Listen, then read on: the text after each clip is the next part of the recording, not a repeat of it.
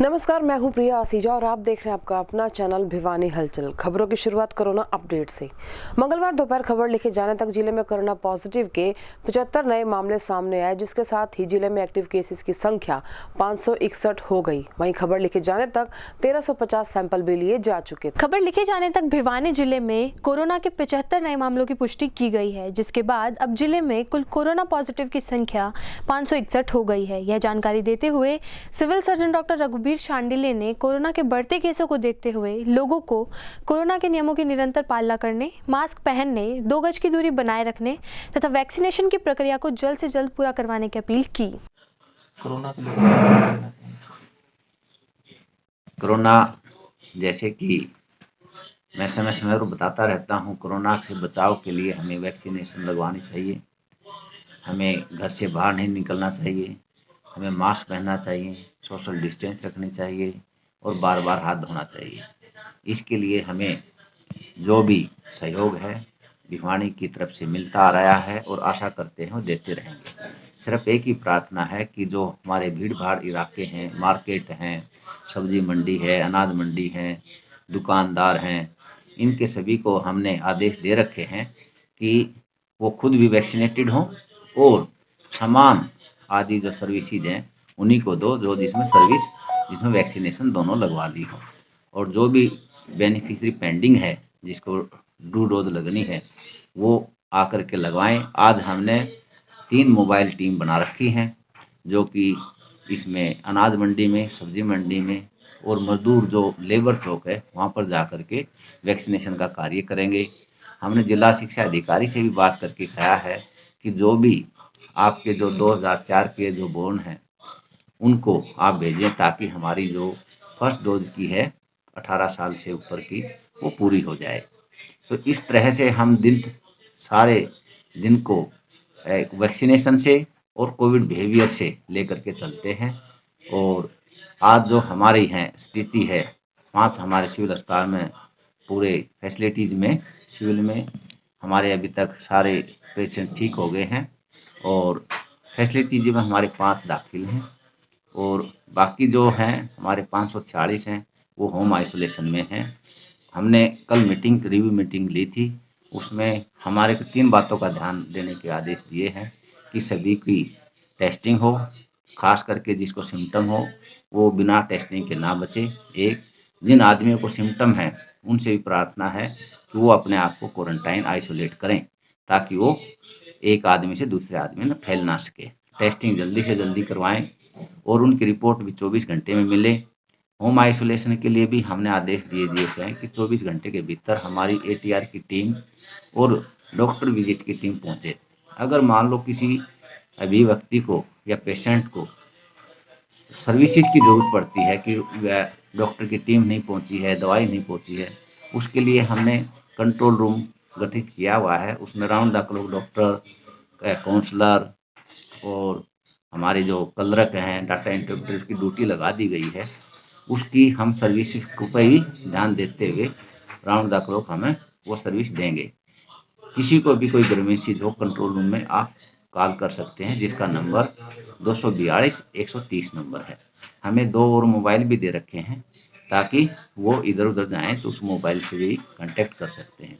तो सभी से मैं प्रार्थना करता हूं एक बार फिर कि बाहर ना निकलें, बाहर निकलें तो मास्क लगाएं, सामाजिक दूरी रखें, बार बार हाथ धोएं। हजारों की संख्या में राष्ट्रीय और अंतर्राष्ट्रीय खिलाड़ी देने वाले साईं हॉस्टल में सीट घटाने के विरोध में बीजेपी खेल प्रकोष्ठ के साथ साथ पूर्व खिलाड़ी और कोच ने सांकेतिक धरना प्रदर्शन किया। वहीं साथ ही इन्होंने घटी सीटें वापस बढ़ाने की मांग लेकर साईं लेखाकार को ज्ञापन भी सौंपा और अपनी मांगे पूरी न होने तक आंदोलन जारी रखने की बात भी इन लोगों ने कही। 1986 में स्थापित साई खेल केंद्र में खिलाड़ियों की संख्या को कम किए जाने के मामले को लेकर खिलाड़ियों व कोचों ने भाजपा खेल प्रकोष्ठ के जिला अध्यक्ष राजेश धनखड़ के मार्गदर्शन में साई लेखाकार को ज्ञापन सौंपा और धरना दिया। वहीं राजेश धनखड़ ने बताया कि साई खेल केंद्र में सीटें कम करने का सीधा असर खिलाड़ियों पर पड़ेगा। उन्होंने कहा कि भिवानी में साई खेल केंद्र स्थापित होने के कारण ही भिवानी को मिनी क्यूबा के नाम से जाना जाता है। भिवानी के कारण ही आज हरियाणा प्रदेश खेल फैक्ट्री बन रहा है तथा साई खेल केंद्र भिवानी ने प्रदेश व देश को सैकड़ों ओलंपियंस, एशियन तथा कॉमनवेल्थ के खिलाड़ी दिए हैं। इसके बावजूद खिलाड़ियों की संख्या घटाना खिलाड़ियों एवं जिले के लिए बड़ा दुखदायी है। उन्होंने ज्ञापन के माध्यम से साई खेल केंद्र से मांग करते हुए कहा कि घटाई गई सीटों पर रोक लगाई जाए। उन्होंने कहा कि जब तक घटाई गई सीटों पर रोक नहीं लगाई जाती तब तक उनका आंदोलन जारी रहेगा। मेरा नाम राजेश धनखड़ है। मैं भाजपा जिला खेल प्रकोष्ठ का संयोजक हूं। हमारी मुख्य मांग ये है कि हमारा जो भिवानी का साई सेंटर है, इसमें से कुछ सीटें कम कर दी गई हैं। हम वो सीट वापस रखवाना चाहते हैं ताकि भिवानी का जो गौरव बना हुआ है खेलों के मामले में वो कम ना हो। आज का कार्यक्रम हमारा ये है कि हम साई सेंटर के सामने 2 घंटे का सांकेतिक धरना दे रहे हैं और हम जो साई के इंचार्ज हैं उनको ज्ञापन देंगे। इसके बाद में हम सांसद महोदय चौधरी धर्मवीर सिंह जी को और कैबिनेट मंत्री हरियाणा सरकार JP दलाल जी को, DC साहब को, मुख्यमंत्री जी को और प्रदेश अध्यक्ष ओम प्रकाश धनखड़ जी को ज्ञापन देंगे। इस साई सेंटर ने भिवानी एक मिनी कुबा के नाम से जाना जाता है और इस साई सेंटर से अनेकों ओलंपियन, एशियन गेम्स मेडलिस्ट और अंतर्राष्ट्रीय स्तर के, चाहे बॉक्सिंग की बात हो चाहे रेसलिंग की बात हो, अनेकों खिलाड़ी इस साई सेंटर ने दिए हैं।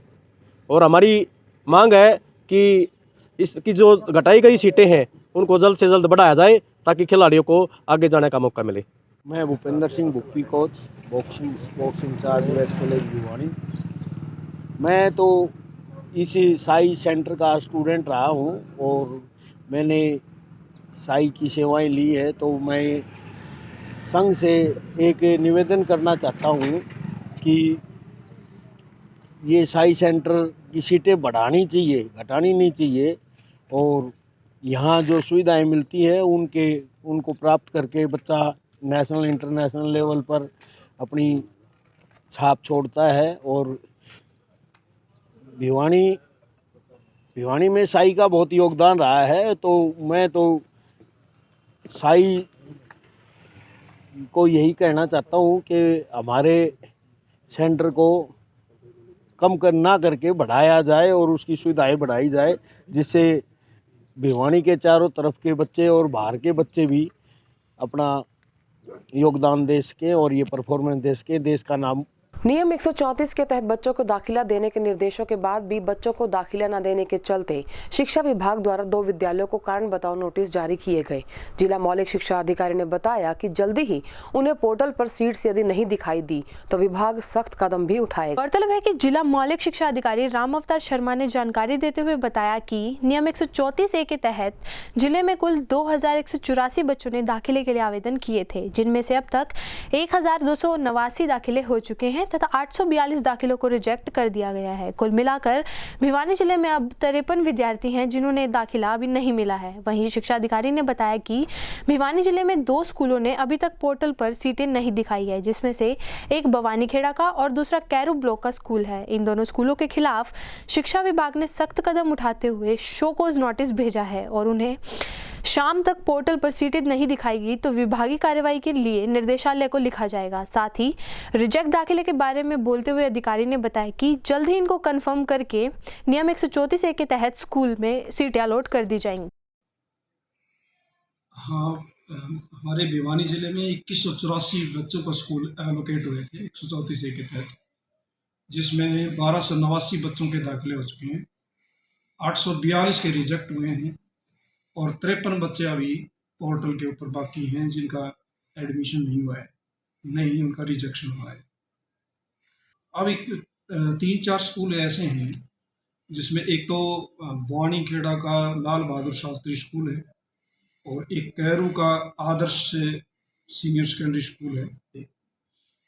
ये स्कूल विशेष तौर पर जो है बच्चों को एडमिशन नहीं दे रहे हैं, इनको नोटिस जारी किए हैं हमने। एक फाइनल नोटिस हमने कल जारी किया है और आज उसका जवाब हम ले रहे हैं। उसके बाद अब ये जितने भी डिफॉल्टर स्कूल हैं जो बच्चों को दाखिला नहीं दे रहे, इनके खिलाफ डिसिप्लिनरी एक्शन के लिए मामला निदेशालय को भेज दिया जाएगा। हमारा प्रयास है कि आज बच्चों का एडमिशन हो जाए और हमें ज़रूरत ना पड़े इस तरह का एक्शन लेने की, लेकिन इसके बावजूद भी अगर कुछ स्कूल एडमेंट हुए बैठे हैं तो फिर उनके खिलाफ डिसिप्लिनरी एक्शन के लिए विभाग को हमारे शहर में सामाजिक सेवा के कार्यों के लिए हमेशा अनेक संगठन और व्यक्ति हमेशा तैयार ही रहते हैं। इसी कड़ी में एक नेक कार्य किया जिया योगा सेंटर और विभिन्न संगठनों के लोगों ने। इन सब ने मिलकर एक जरूरतमंद परिवार की 2 लड़कियों की शादी के लिए जरूरी सामान देकर उस परिवार का सहयोग किया। जिले में विभिन्न सामाजिक संस्थाएं तथा सामाजिक संगठन निरंतर समाज कल्याण के लिए प्रयासरत हैं। इसी कड़ी में जिया योगा सेंटर द्वारा उनके यहाँ काम करने वाले मिस्त्री की 2 बेटियों की शादियों के लिए जरूरत का सामान मुहैया करवाया जाएगा। आपको बता दें कि यह कार्य केंद्र द्वारा विभिन्न संगठनों के सहयोग से किया जा रहा है। देखिए, हमारी क्लास की तरफ से, जिया योगा केंद्र की तरफ से सब ने मिलके, मैंने और मेरी सारे योगा स्टूडेंट ने मिलके इन लड़कियों को वॉशिंग मशीन, सारा जो होता है शादी में, कन्यादान और बारात का खर्चा, हम सब मिलके जिन ने साथ दिया है, विनीता ने और रितु ने वॉशिंग मशीन दी है, रेवा, विभा, साक्षी, सब ने, जो भी सोनम ने दी है, पायल, चुक्ति, पाजेब। तो मेरी तो यही दुआ है, जैसे हमने मिलके इन लड़कियों की शादी में जो भी कुछ दिया है, यही कहना चाहूँगी कि आप सब भी, जिसको नीड है, जिसको हेल्प की ज़रूरत है, तो प्लीज़ आप करें और आगे आएँ। जैसे कि मेरा साथ सब ने इन्होंने मिलके दिया है, मैं इनका लाख लाख धन्यवाद करती हूँ, क्योंकि इन्होंने मेरा साथ दिया है। और हम दुआ करते हैं सब मिलके कि आने वाला भविष्य इन लड़कियों का उज्जवल हो और हमेशा खुश रहें, सारी खुशियां दे इनको भगवान। बुआनीखेड़ा में 38 वर्षीय व्यक्ति ने संदिग्ध परिस्थितियों में फांसी का फंदा लगाकर अपनी जीवन लीला समाप्त कर ली। व्यक्ति का शव अमरूद के पेड़ पर फंदे से लटका हुआ मिला। वहीं मृतक के परिजनों ने उसके कार्य क्षेत्र के मालिक पर हिसाब किताब के कारण उसकी हत्या का शक जाहिर किया है।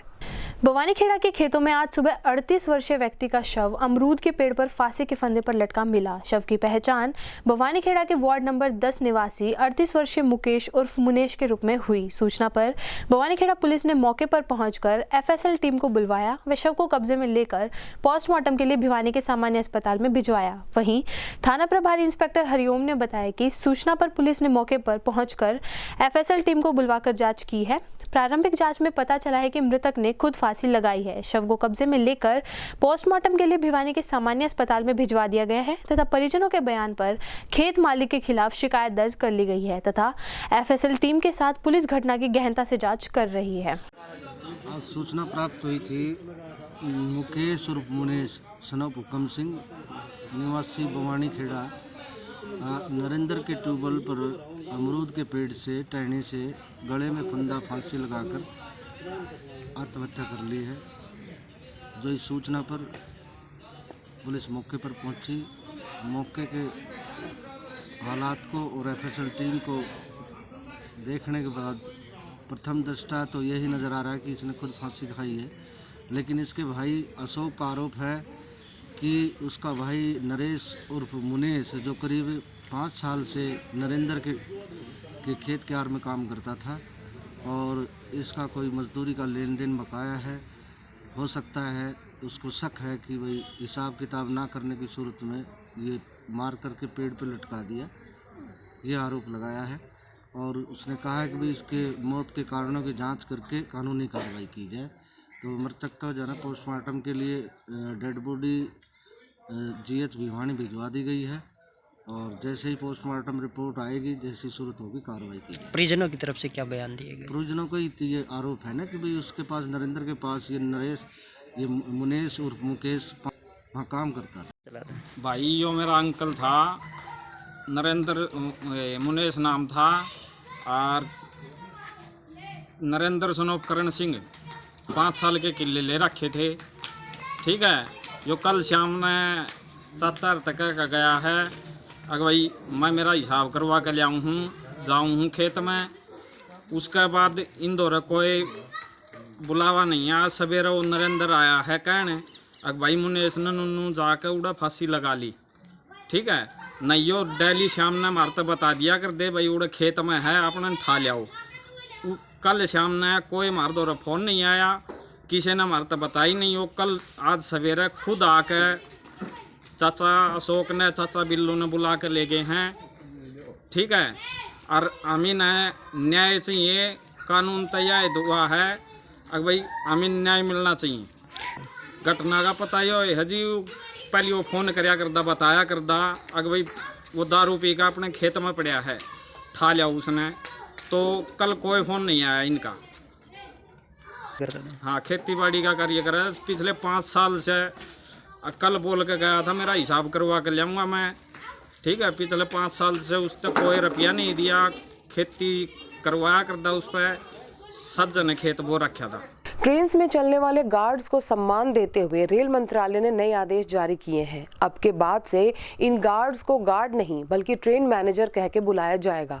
अधिकारियों की मांग पर इस बदलाव को पिछले साल नवंबर में मंजूरी दे दी गई थी। गौरतलब है कि मंगलवार को स्टेशन अधीक्षक जीके गुप्ता ने जानकारी देते हुए बताया कि रेल मंत्रालय द्वारा जारी नए आदेशों के बाद अब से ट्रेनों को चलाने वाले गार्ड को गार्ड न बुलाकर ट्रेन मैनेजर बुलाया जाएगा। आपको बता दें कि पिछले साल नवंबर माह में रेलवे बोर्ड द्वारा इसे मंजूरी दी गई थी, जिसके चलते अब गार्ड का नाम बदलकर ट्रेन मैनेजर किया गया है। वहीं उन्होंने कोरोना के बढ़ते मरीजों को देखते हुए बताया कि रेलवे परिसर में कोरोना की सभी गाइडलाइंस की पालना की जा रही है तथा बगैर मास्क के किसी भी व्यक्ति को ट्रेन में बैठने की इजाजत नहीं है। अभी जो ट्रेन में गार्ड चलता था उसका क्या नाम चेंज कर दिया है? इसके बारे में गार्ड से मैनेजर में कन्वर्ट कर दिया। गाड़ी वाला जो गुड्स गाड़ी चलाता था उसका नाम गुड्स ट्रेन मैनेजर और पैसेंजर चलाता उसको यात्री ट्रेन मैनेजर। कोरोना के बढ़ते क्रम को देखते हुए क्या सावधानियां रखी है?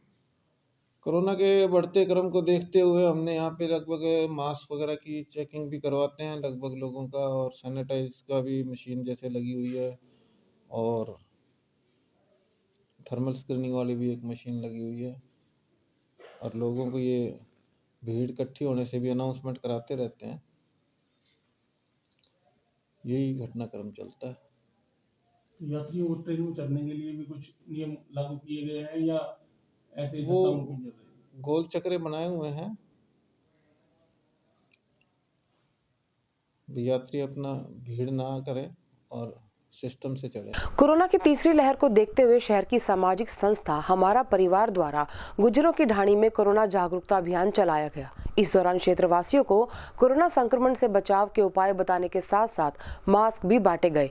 इकाई सह प्रमुख द्वारा आयोजित इस अभियान में शहर के अनेक चिकित्सकों ने भी अपनी उपस्थिति दर्ज कराई। कोरोना की तीसरी लहर थमने का नाम नहीं ले रही है। ऐसे में अपना योगदान देने के लिए हमारा परिवार भिवानी इकाई की ओर से इकाई सह प्रमुख श्रीमान भारत भूषण जी द्वारा स्थानीय गुजरों की ढाणी क्षेत्र में कोरोना संक्रमण से अनभिज्ञ बच्चों में कोरोना से बचने के उपाय एवं जागरूकता अभियान की शुरुआत की गई। इस अवसर पर भिवानी के गला नाक कान विशेषज्ञ डॉक्टर रुपेंद्र रंगा, भारत हॉस्पिटल के संचालक ने मुख्य अतिथि के रूप में एवं विशिष्ट अतिथि के रूप में doctor Narendra Jangra, Armaan dental clinic and smile centre के संचालक ने शिरकत की और बच्चों एवं क्षेत्रवासियों को कोरोना संक्रमण से बचाने के उपाय बताए। वहीं कार्यक्रम के आयोजक भारत भूषण जी की ओर से यहां आए हुए बच्चों एवं व्यक्तियों को कॉटन मास्क वितरित किए गए। इस कार्यक्रम में महाराजा नीमपाल सिंह महाविद्यालय के प्राचार्य डॉक्टर दिनेश गाबा ने कार्यक्रम की अध्यक्षता करते हुए कहा कि हमारा परिवार समय समय पर देश भर में इस तरह के सामाजिक जागरूकता कार्यक्रम करता रहता है।